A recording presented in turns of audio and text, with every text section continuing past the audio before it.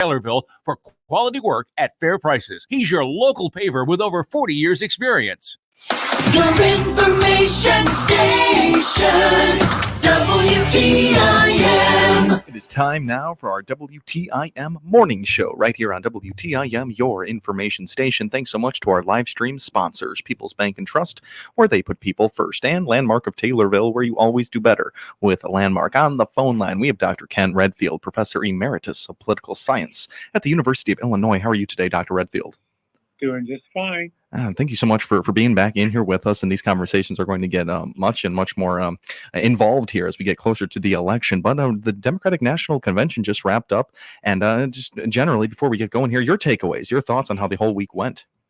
From the Democrat standpoint, it couldn't have gone better. I mean, a month ago, they were kind of in a almost a death spiral with President Biden's campaign, and it was very smooth. I think they did what they wanted to do inside the hall in terms of, introducing Kamala Harris as the nominee and her pick for Vice President Walz. But then they were also, going in, were worried about whether there would be, commotion outside the convention. And early in the year, we had a lot of buses of migrants coming up from Texas. That is basically stopped. And then there were lots of protesters in Chicago, but everything went very, very peacefully. And, whenever you think about, Democratic convention in Chicago, you think 1968 and, the riots in the street between, the anti-war protesters fighting the Chicago Police Department. And so from that standpoint, the national media's attention was on the Democratic convention, and they did, what they intended to do. I think, it's fair to say we're, pretty much, a tie, within the margin of error. Polling is always difficult. Yeah. You get closer to the election, you're trying to find likely voters, and they're a lot harder to screen for than registered voters. And so everybody that does polling professionally, they've got their kind of their secret sauce, their screening, formula that they use to try and make sure that what they're sampling are people who are actually going to go to the polls. So, it is going to be, we'll have a debate and, probably in a couple of weeks, and, that may reset things a little bit, but it looks like, really, really, close, hotly contested race at this point. Absolutely. And with the Democratic National Convention itself already seemed like a lightning rod there. Major U.S. city protests happening throughout, and then just, of course, a very heightened level of discourse right now. So it's good to hear that a pretty safe and pretty good week happened for the Democrats there. Let's talk a little bit about J.B. Pritzker. He spoke early on in the week, and he had some comments that rubbed some people the wrong way, mentioning he was a billionaire, talking about just some other things. What did you take away from Pritzker? Well, he's playing kind of the, and I expect he will continue to play kind of a surrogate. He's going to go out in rallies and throw, red meat to the base. And the other thing he's going to do is he'll be very visible in states that have referendum on reproductive rights. That's going to be on the ballot a bunch of places. And he's been a long advocate of, reproductive rights. And he has a non-for-profit group called Think Big that he's using to go out and, have a presence in some of these constitutional amendments that are on state ballots. So, yeah, I mean, they were trying to balance kind of showing, joy and forward looking at the same time. Almost every speaker was taking a shot at former President Trump or Vance, the vice presidential nominee. And that just, it's always, you're trying to project a message out to the, about unity and forwardness, but you want to define your opponent, and it's always been easier to raise people's negatives than raise their positives as far as just generally in politics and when you talk about political campaigns. So no, it was unusual. It was quite a contrast to have earlier in the evening we had Bernie Sanders, senator from Vermont, or I'm not sure. I'm sorry. Yeah, no, sorry. But anyway, you had Senator Sanders railing against big money and billionaires, and then Pritzker is, I'm almost certain, the richest elected official in the United States. Yeah. I mean, he's worth about $3.5 billion. So, it's hard to get, you've got all of these different things you want to do, all these different people. And so sometimes it's hard to get, everybody stay on message and get a unified front out there. But, no, and he definitely has raised his profile. Obviously he's going to be governor for 2 more years, and then, it'll be interesting to see where he goes from there in terms of a third term. If he were to win a third term and serve, then he would be close to, I think Jim Thompson probably got elected 4 times, and he was 14 years rather than 16. But, Pritzker has higher ambitions. If he was interested in running for president, he'll be, he wants to, do everything to get, Kamala Harris elected, but I would be surprised if he took like a cabinet office. He's not going to run for the U.S. Senate. I mean, he's much more an executive type, and I think he sees himself as a governor or as a president. So, to be determined. Sure. Some interesting irony you point out there between Governor J.B. Pritzker and Bernie Sanders. It makes a lot of sense trying to spread kind of the same message there. He had an interesting way about that. Staying with the speakers here, you had Arizona Mayor John Giles, Republican. You had a House Representative Adam Kinzinger, Republican, a Trump White House press secretary, and a lifelong Republican voter. A lot of Republicans speaking towards the end of the Democratic National Convention. What were they really trying to display there, and how unprecedented is that for those people to speak at the DNC? Well, you try to do that every time. It is because you're trying to, you want a bigger tent, broaden your base. Let's go after disaffected voters of the other party. The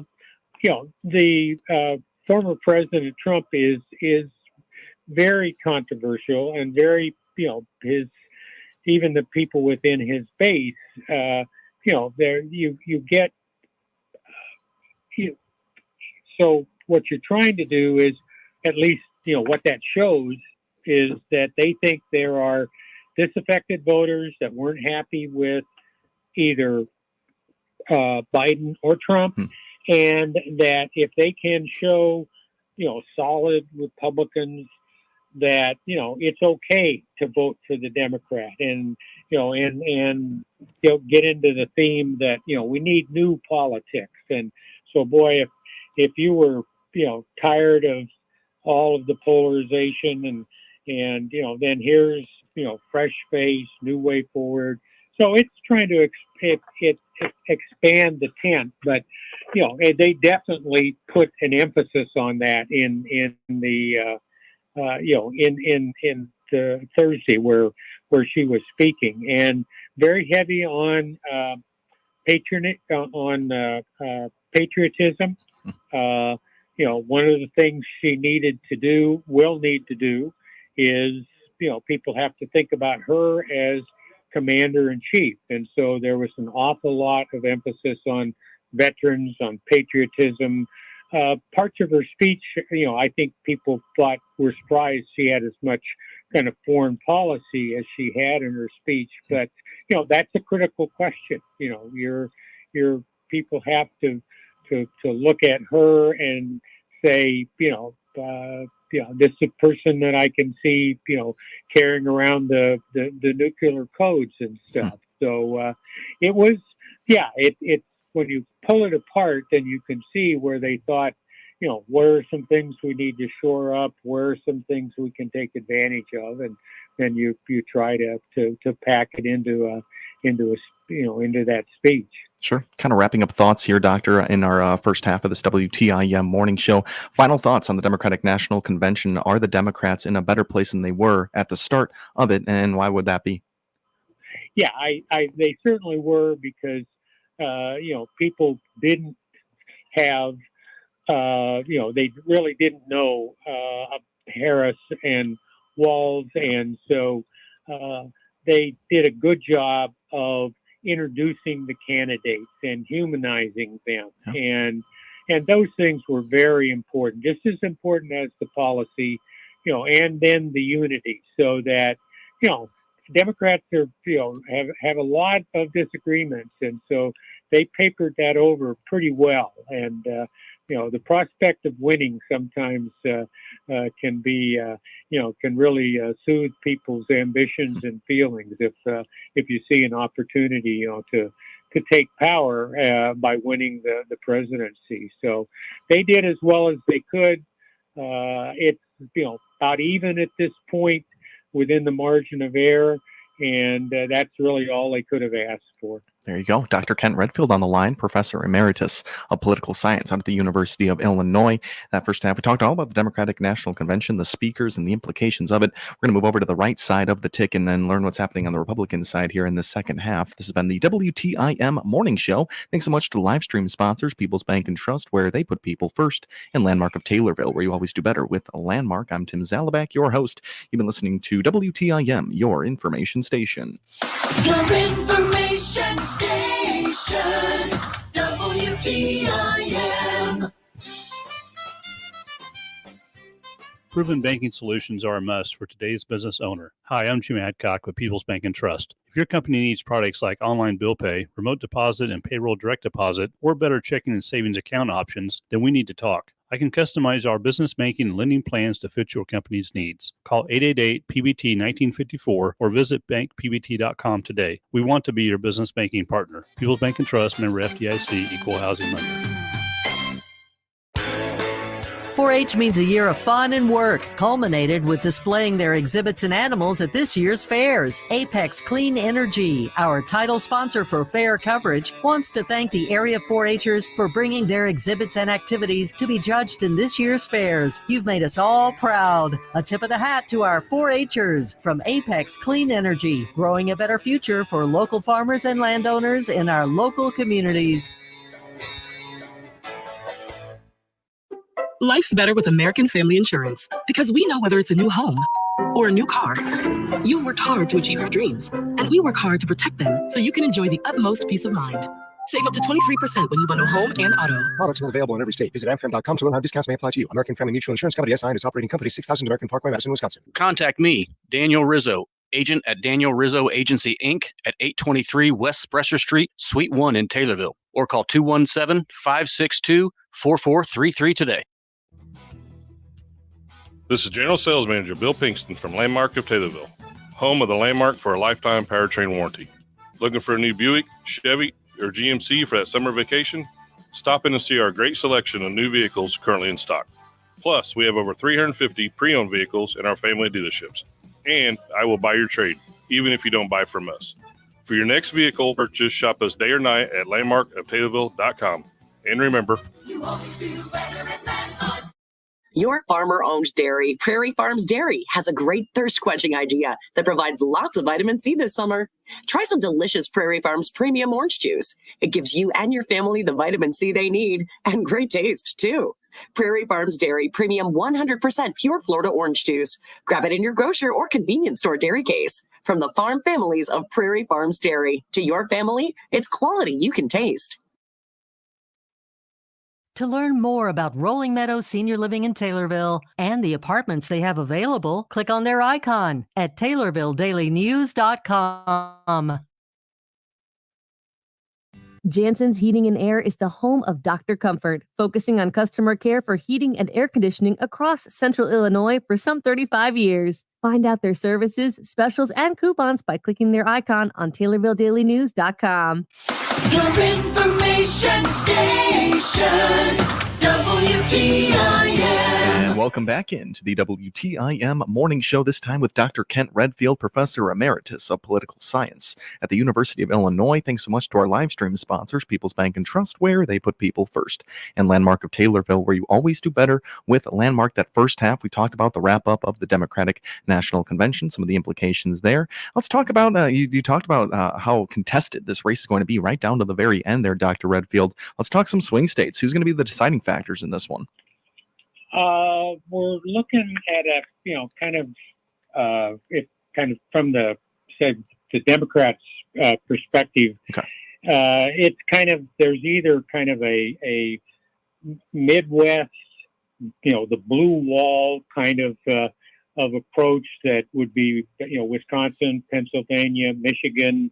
Sometimes you include Minnesota in that, but with the vice presidential pick, that's probably not in doubt. But that's one way to get to 270.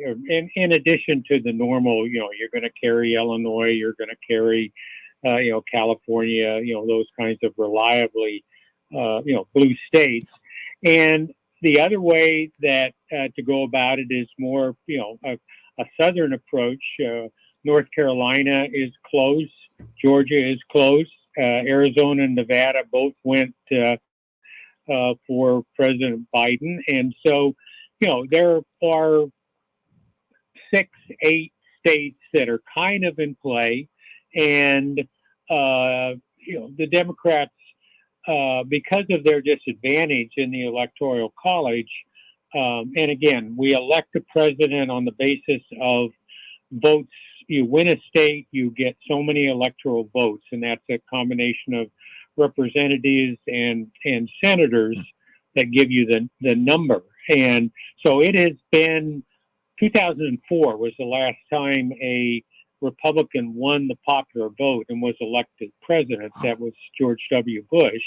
But it is, there is an advantage because every state, gets 2 senators, and, it doesn't matter, how big you run up the score in California, it's winner take all. So, it does focus on that. And so, the joke is the only reason the presidential candidate comes to Illinois is to raise money in Chicago, that, they know Illinois is going to go for the Democrat. And so it really, it's